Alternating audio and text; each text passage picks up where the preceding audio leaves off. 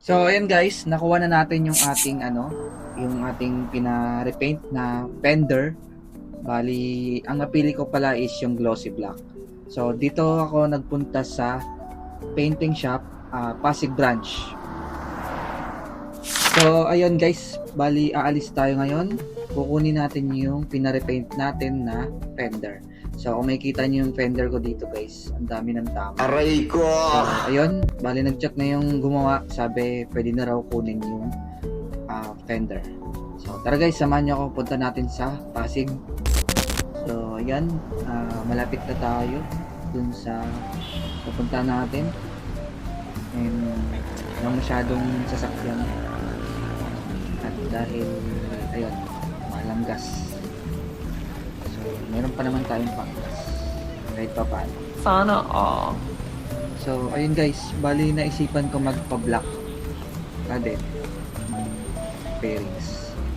And ayun, magbabago tayo ng kulay dun sa bearings natin. And ayan guys, bali kahapon pala ako nagpunta doon. Tapos kahapon ko rin pinagawa yung fender. Tapos sabi sa akin nung kausap ko, bukas makukuha mo na rin. So ayan, kaya nag-chat sa akin kanina, sabi niya pwede na raw makuha yung fender. So ayan guys, kaya pupunta natin ngayon. Pero ano yun guys, depende yun kasi yung fender kasi maliit lang naman, so kaya siyang gawin ng one day. So ayun, pero depende kasi kung halimbawa yung ibang part is yung sa body. So medyo malaki kasi yun, so baka abutin siya ng 2 to 3 days pa ganun. So 3 days na ata pinakamatagal. Ayun. So depende pa din. So yung pupuntahan pala natin or kung saan ako nagpa-repaint sa Pasig branch. Kasi may mga ibang branch pa to. Meron din sa Taytay branch. So ito kasi yung pinakamalapit. So kaya dito tayo repaint. And sabi dun sa akin nung kausap ko, pag magpapa powder coat ka daw ng mags, dun daw sa Taytay. Pero kapag magpapa-repaint ka naman ng mga bearings, dito daw sa Pasig branch. So ayun guys. So nagbabalak ka magpa-repaint ng bearings mo sa motor mo, at kung mas malapit ka rito sa Pasig branch, ito yung puntahan mo. Ngayon kung sa powder coat ka naman, sa Taytay ka pupunta, and mas malaki yung pwesto doon sa Taytay. Ayan guys, nandito na tayo. Parating na rin tayo sa mismong shop. So ito yon yung harap ng shop. Ayun nga, sabi ko nga, medyo maliit yung pwesto rito. Tsaka yung parking. And, ayun, si kuya pala yung kausap ko dito. So, bali dito, kinakalas na ni kuya yung fender ko. Yung stock.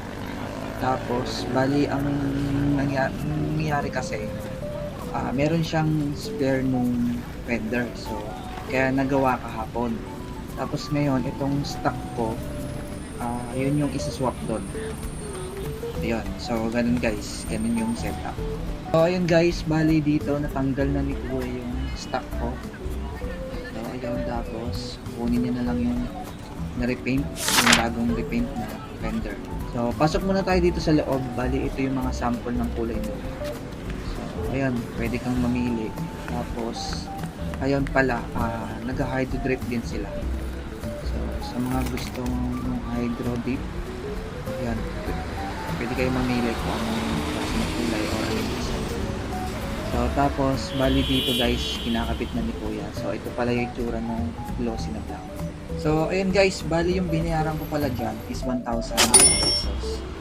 So ayun, and disclaimer lang, hindi ko kasi alam kung yung binigay ng price is para sa lahat. So iba-iba naman kasi sukat ng bearings ng mga motor. So ayun lang, baka para sa fashion lang yon yung 1,000 na yun. So ayun guys, and ano ba, so ayun, And hindi pala lahat, iba-iba rin pala presyo niyan. Depende din sa ibang part kasi ibang part is malalaki. So, ayun, kaya yung binigay niya sa akin price. So, sa mga pupunta ng Pasig branch, pwede nyong i-Waze or Google Map. So, ano lang siya guys, nasa tabi lang siya ng kalsada. So, ayun siya.